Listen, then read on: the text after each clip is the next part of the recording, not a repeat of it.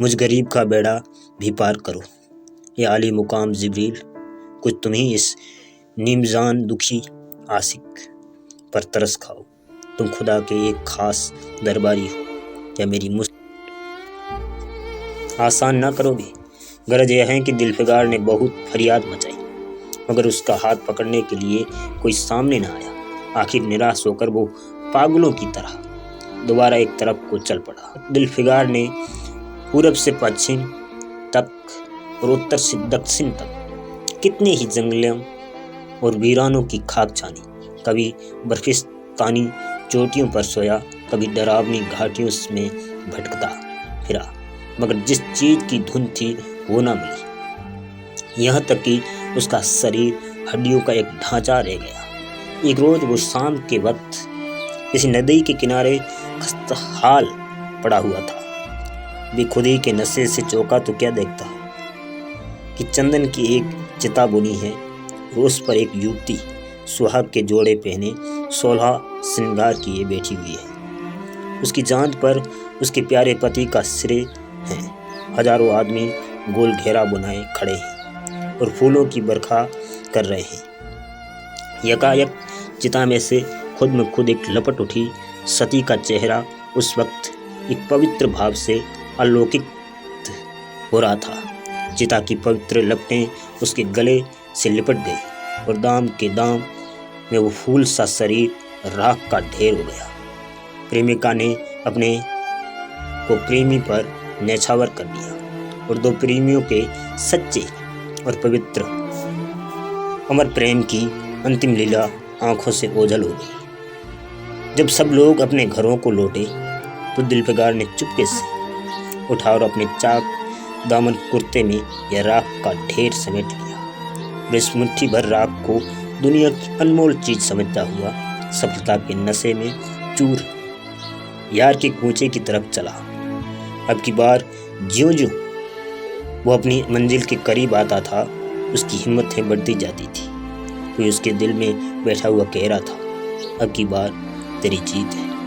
और इस ख्याल ने उसके दिल को जो जो अपने सपने दिखाए उनकी चर्चा व्यर्थ है। आखिरकार वो शहर मीरो सवाद में दाखिल हुआ और दिलफिगार की ऊंची खबर दी कि दिलफिगार सुरखरू होकर लौटा है और हुजूर के सामने आना चाहता। दिलफरेब ने जाबाज आशिक को फौरन दरबार में बुलावा और उस चीज के लिए जो दुनिया की सबसे बेस्ट कीमती चीज थी हाथ फैला दिया।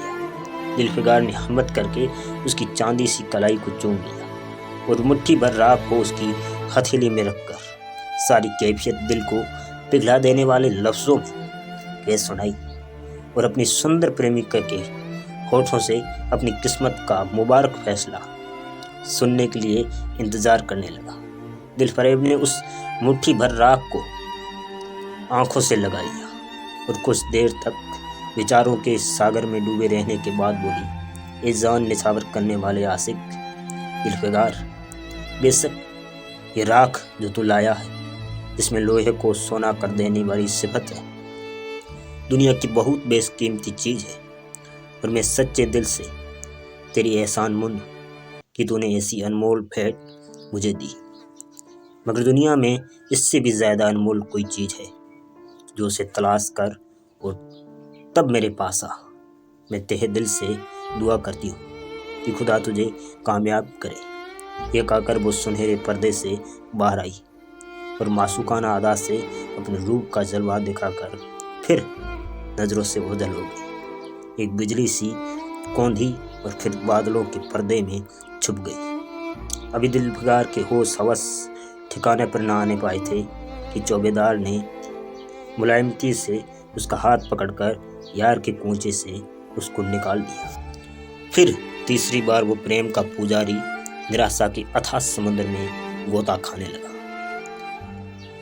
दिलफिगार का हया छूट गया। उसे यकीन हो गया कि मैं दुनिया में इसी तरह नासाद और नामुराद मर जाने के लिए पैदा किया गया था। अब इसके सिवा और कोई चारा नहीं कि मैं किसी पहाड़ पर चढ़कर नीचे कूद पड़ूं ताकि मासूक की जुल्मों की फरियाद करने के लिए एक हड्डी भी बाकी ना रही। वो दीवानों की तरफ उठा, गिरता पड़ता एक गगनचुंबी पहाड़ की चोटी पर जा पहुंचा। किसी और समय वो ऐसे ऊंचे पहाड़ पर चढ़ने का साहस न कर सकता था, मगर इस वक्त जान देने के जोश में उसे वो पहाड़ एक मामूली टेकरी से ज़्यादा ऊंचा न नजर आया।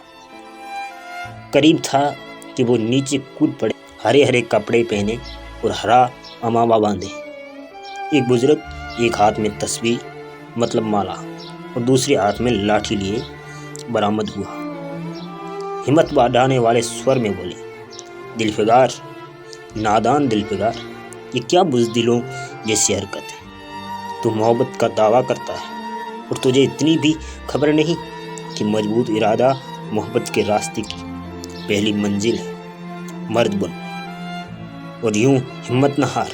पूरब की तरफ एक देश है जिसका नाम हिंदुस्तान है, वहां जा और तेरी आरज़ू पूरी होगी। यह कहकर हजरत खिज़र गायब हो गई। दिलफिगार ने शुक्रिया की नमाज अदा की और ताज़ा हौसले, ताज़ा जोश और अलौकिक सहायता का सहारा पाकर खुशी खुशी पहाड़ से उतरा और हिंदुस्तान की तरफ चल पड़ा। मुद्दतों तक कांटों से भरे जंगलों, आग बरसाने वाले रेगिस्तानों, कठिन घाटियों और रंगे पर्वतों को तय करने के बाद दिलफिगार हिंद की पाक सरजमी में दाखिल हुआ और एक ठंडे पानी के सोते में सफ़र की तकलीफ़ें धोकर थकान के मारे नदी के किनारे लेट गया। शाम होते होते वो एक चटियल मैदान पहुंचा जहाँ बेशुमार अधमरी और बेजान लाशें बिना खपन के पड़ी हुई थी।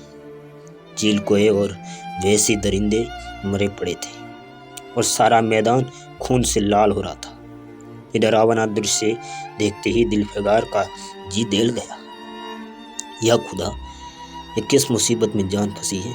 मरने वालों का कहराना, सिसकाना, एड़ियों रगड़ कर जान देना, दरिंदों का हड्डियों को नोचना, गोश्त के लोथड़ों को लेकर भागना, ऐसा हौलनाक सीन दिलफिगार ने कभी न देखा था। यकायक उसे ख्याल आया, ये लड़ाई का मैदान है और यह लाशें सूरमा सिपाहियों की है। इतने में करीब से कहराने की आवाज़ आई।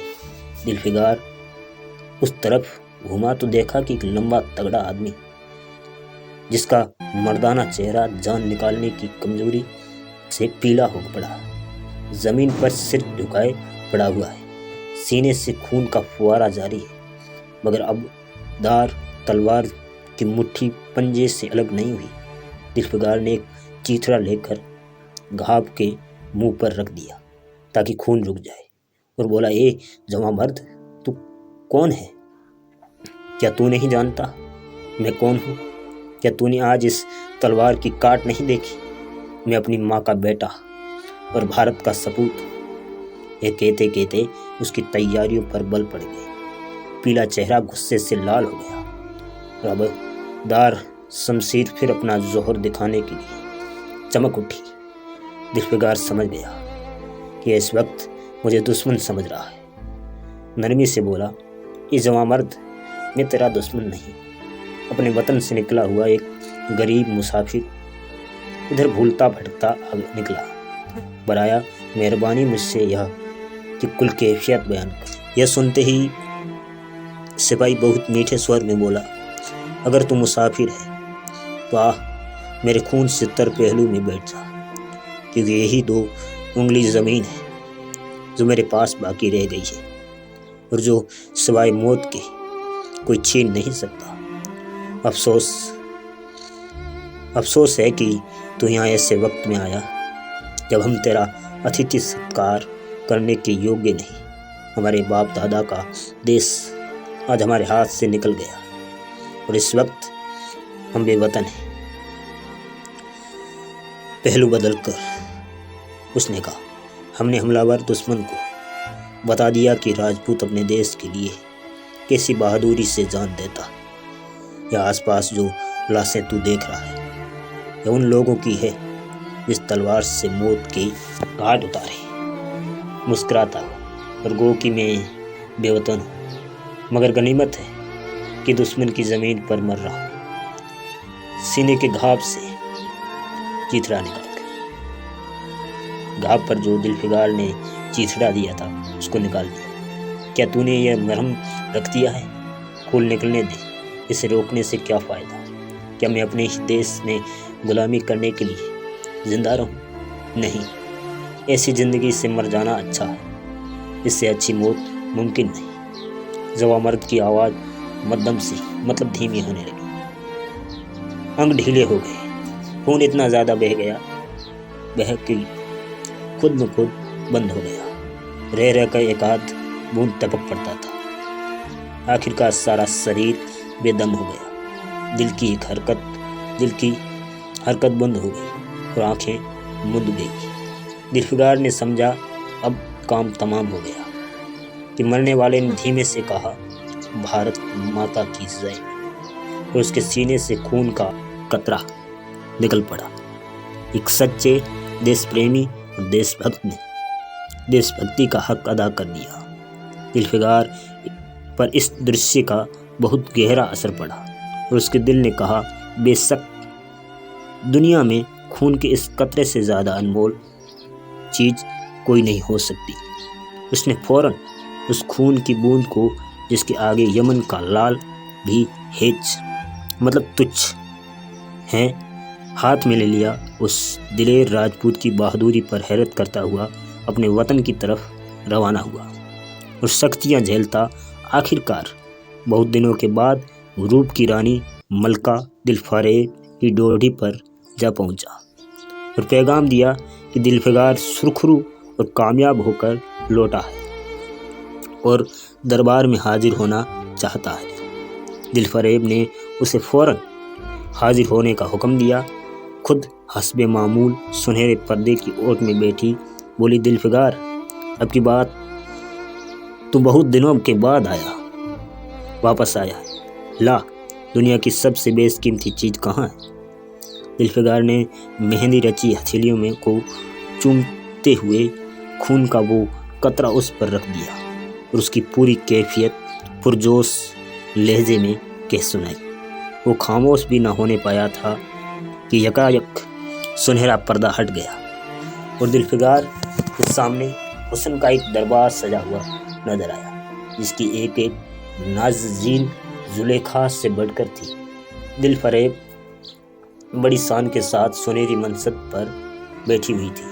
दिलफिगार हुस्न का एक तिलस्म देखकर अचंभे में पड़ गया और चित्रलिखित सा खड़ा रहा कि दिलफरेब मनसब से उठी और कई कदम आगे बढ़कर उससे लिपट गई। गाने वालियों ने खुशी के गाने शुरू किए, दरबारियों ने दिलफिगार को नज़ारे भेंट किए और चाँद सूरज को बड़ी इज्जत के साथ मनसब पर बिठा दिया गया। जब यह लुभावना गीत बंद हुआ तो दिलफरेब खड़ी हो गई और हाथ जोड़कर दिलफिगार से बोली, जानिसार आशिक दिलफिगार, मेरी दुआएं बर आई और खुदा ने मेरी सुन ली, शुरू किया। आज से तू मेरा मालिक और मैं तेरी लोड़ी। यह कहकर उसने रत्न जटित मनसूसा मंगाई और उसमें से एक तख्ती निकाली जिस पर सुनहरे अक्षरों में लिखा हुआ था, खून का वो आखिरी कतरा जो वतन की हिफाजत में गिरे दुनिया की सबसे अनमोल चीज़ है। थैंक यू, शुक्रिया। मुझे उम्मीद है कि कहानी आपको अच्छी लगी होगी। लाइक करें, सब्सक्राइब करें, कमेंट करें। खून का वो आखिरी कतरा जो वतन की हिफाजत में गिरे दुनिया की सबसे अनमोल चीज़ है।